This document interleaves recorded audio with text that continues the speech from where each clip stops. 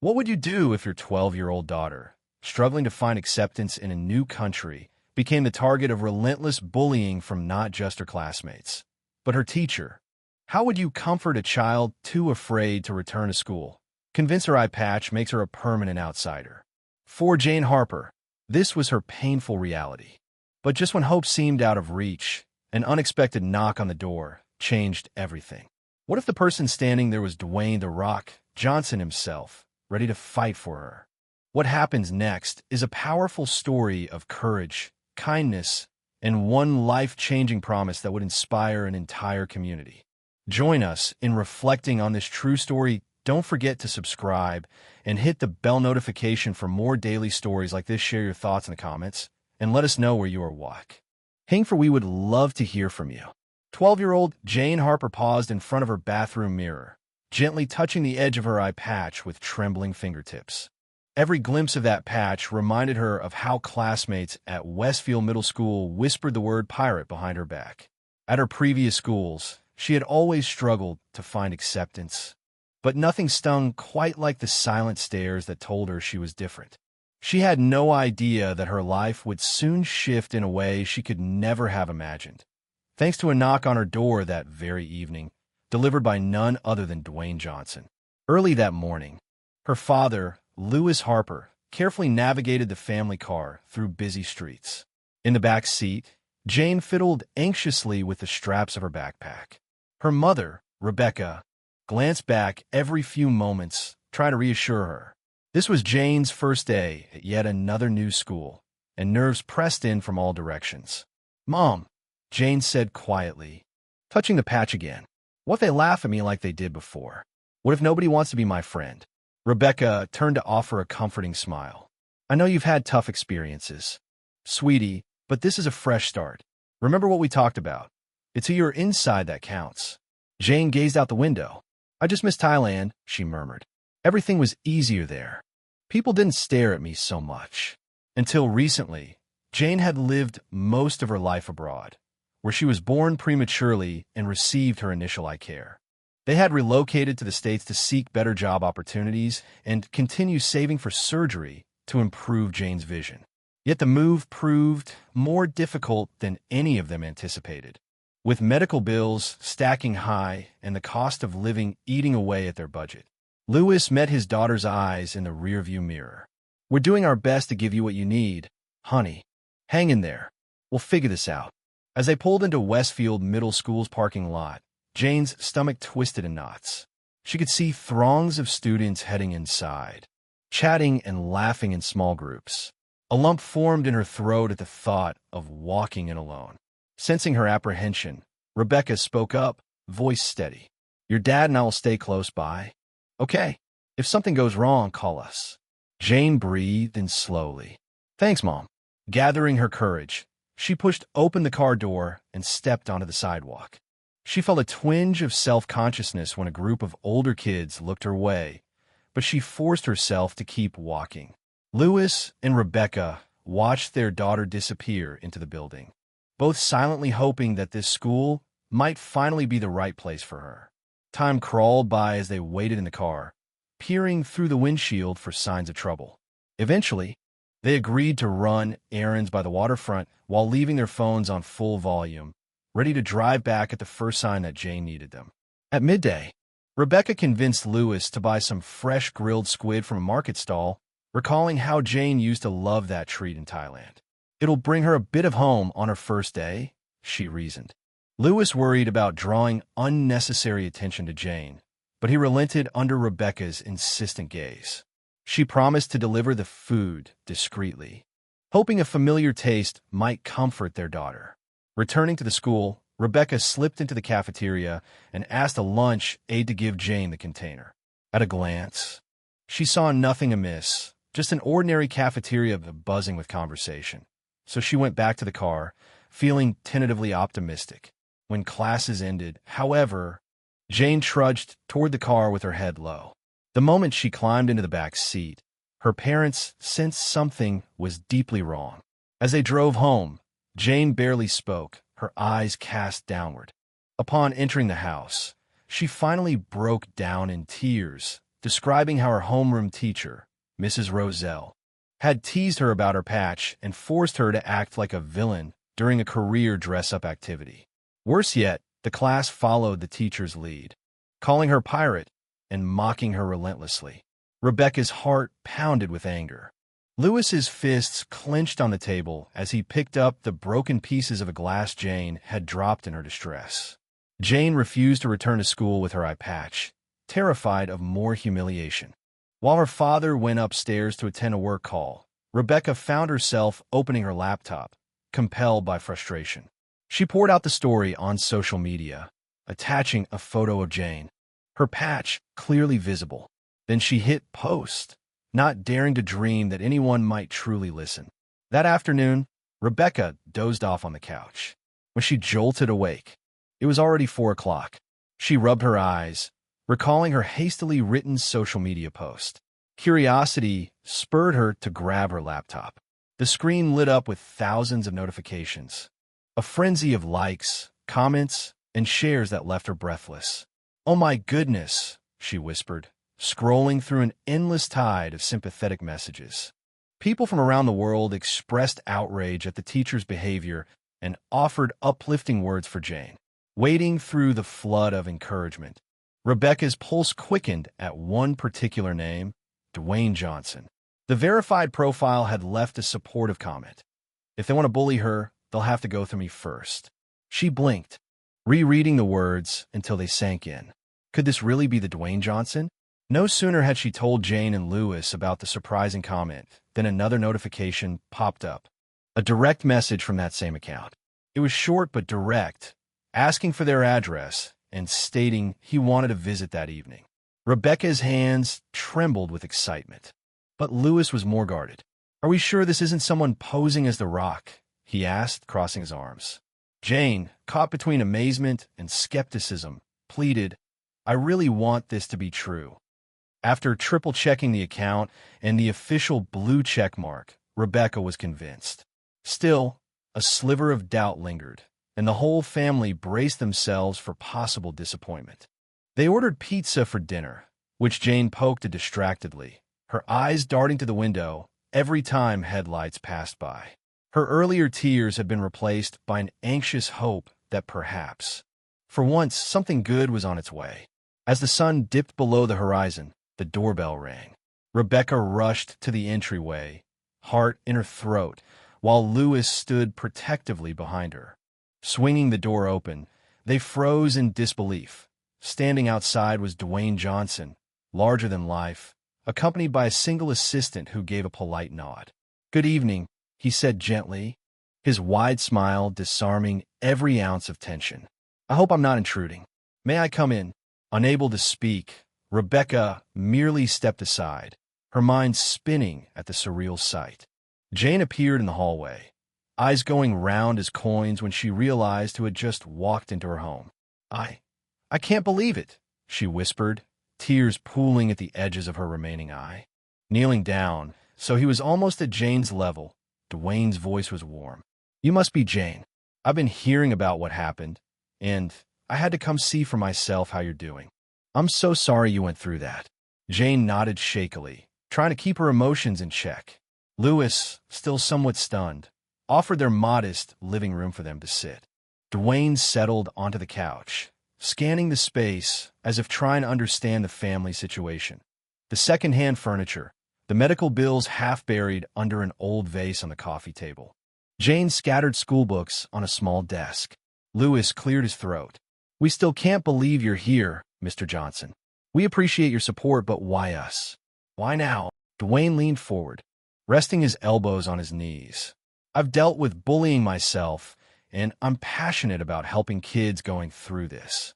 When I saw Rebecca's post, I felt compelled to do something. But I also want to know more about your circumstances." Jane told me a bit about her medical situation. Rebecca and Lewis exchanged uncertain glances. Taking a breath, Rebecca explained that Jane's eye condition had been present since birth, a result of complications from being born prematurely. The patch helped reduce strain until they could afford a surgery that might preserve more of her vision in that eye. The Rock listened intently, nodding, occasionally asking clarifying questions. "I want to help," he said at last. "With the surgery, with the bullying, whatever it takes." He spoke quietly, as though this was a solemn promise rather than a grand gesture. Jane clutched her mother's arm, eyes glistening. She had never expected such concern from someone so famous, and his sincerity touched her deeply. Lewis ventured a soft smile. "That's incredibly kind, Mr. Johnson, but we barely manage rent and daily expenses. We appreciate the sentiment, but—" Dwayne held up a hand. "Please call me Dwayne. And trust me, I'm not doing this for publicity. I want to ensure Jane gets the support she needs.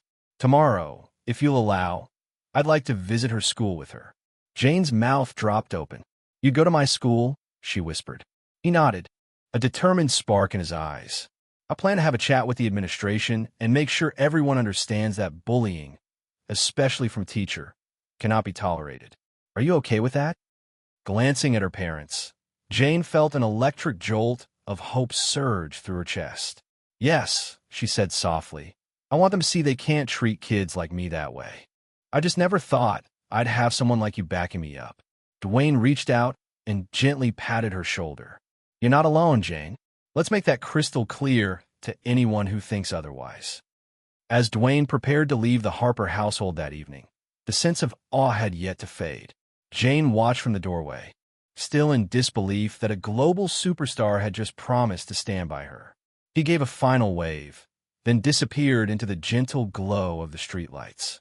With the front door closed, the Harpers collapsed onto their worn-out couch, exchanging looks that carried a rare mix of relief, wonder, and apprehension. Jane retreated to her bedroom, her mind racing with the possibility of returning to school, this time with the rock at her side. Though exhaustion tugged at her, sleep proved elusive. She tossed and turned, replaying every word Dwayne had spoken, clinging to his promise as if it were a lifeline. When morning arrived, the Harpers got ready with a swirl of nerves. Lewis carefully packed Jane's lunch. Rebecca combed Jane's hair, smoothing it into a neat ponytail. The eye patch remained a point of anxiety, but Jane gingerly put it on, recalling Dwayne's words about her inherent strength. Lewis fretted over whether Dwayne would actually show up, while Rebecca busied herself by checking the social media post that had set everything in motion. Overnight, it had gained even more traction, with news reporters now reaching out for interviews. Arriving at Westfield Middle School, Jane peered around the parking lot, her stomach doing flips. No sign of the star yet. Trying not to be disappointed, she forced herself to exit the car. Her parents offered parting words of encouragement before she headed inside. Jane's first few classes passed in a fog. Whispers followed her wherever she went. Some students pointed, others merely glanced curiously, wondering if the rumors about the rock were true. Jane felt an old pang of fear creeping in. What if he doesn't come and I'm left alone again? She worried. During her homeroom, Mrs. Roselle shot Jane a smug look, but said nothing overtly insulting. The memory of yesterday's humiliations burned bright in Jane's mind. Being coerced into playing the bad guy for a career day activity, hearing the teacher mock her patch in front of everyone. The mental replay was so distracting that she hardly noticed when the bell rang for the next period. Meanwhile, in the school's main office, Principal Harway was in a heated discussion with a staff member about the sudden spike in phone calls. The front desk was inundated by local reporters and concerned parents demanding to know more about the viral story of a teacher humiliating a student.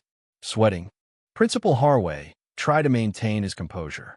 "We have an anti-bullying policy in place," he insisted, though a flicker of doubt shadowed his eyes. He'd heard rumors that Dwayne Johnson might be coming, but it sounded too far-fetched to believe. An hour later, a stirring commotion rippled through the corridors. Someone was at the school entrance, causing teachers and students to crowd around windows.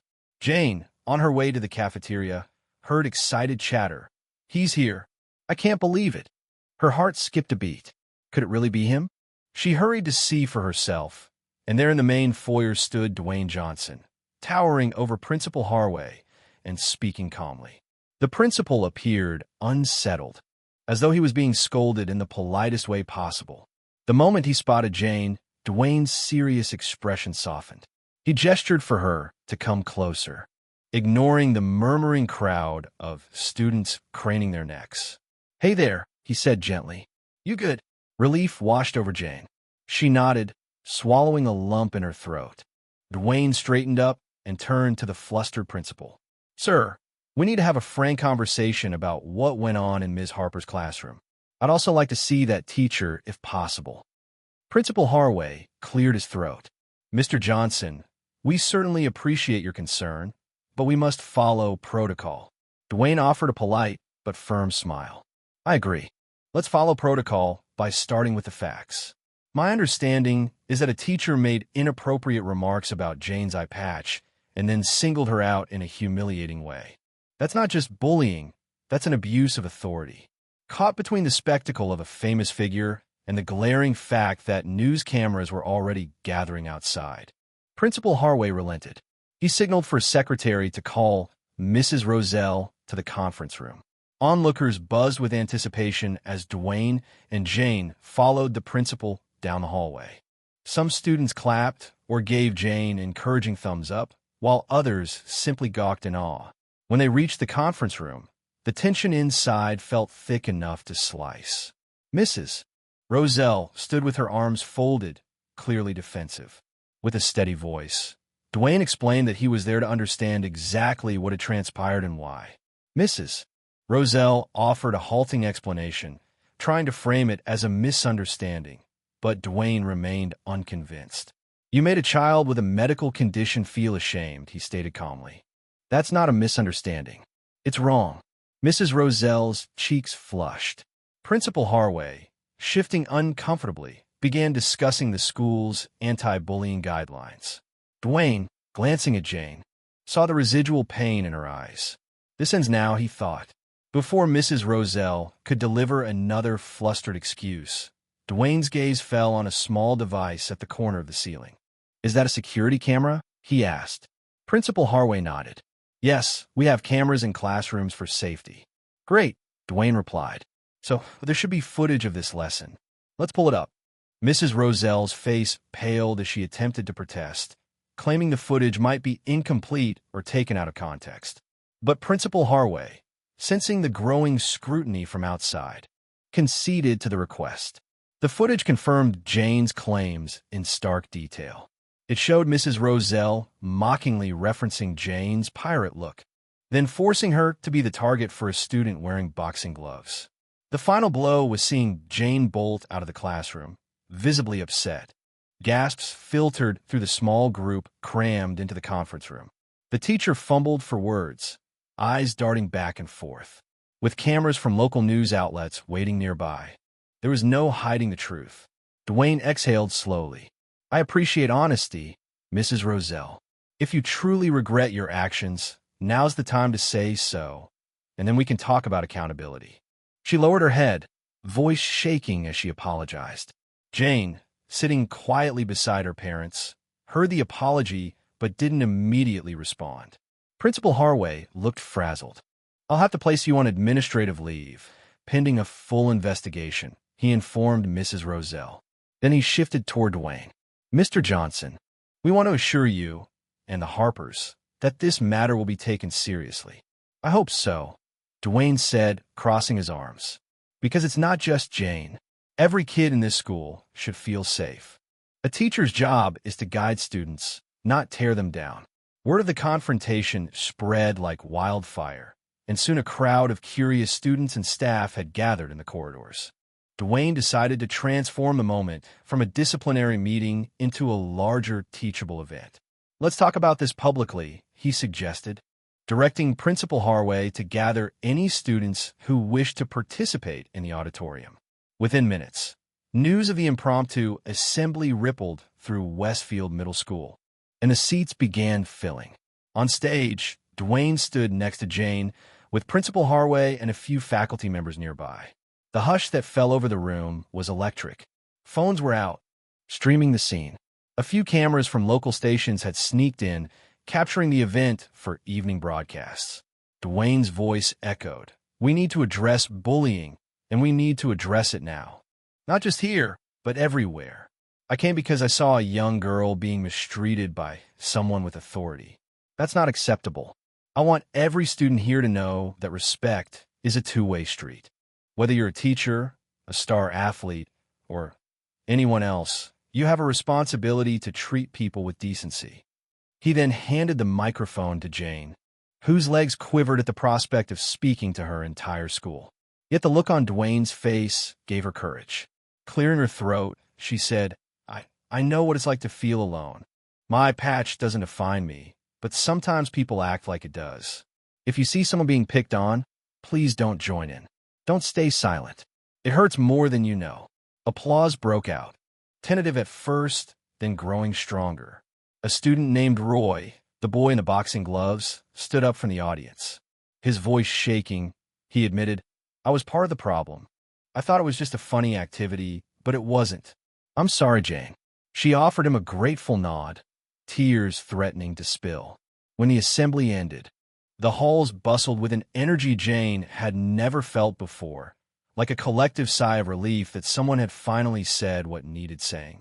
As Dwayne and the Harpers stepped out into the courtyard, local reporters surged forward with questions.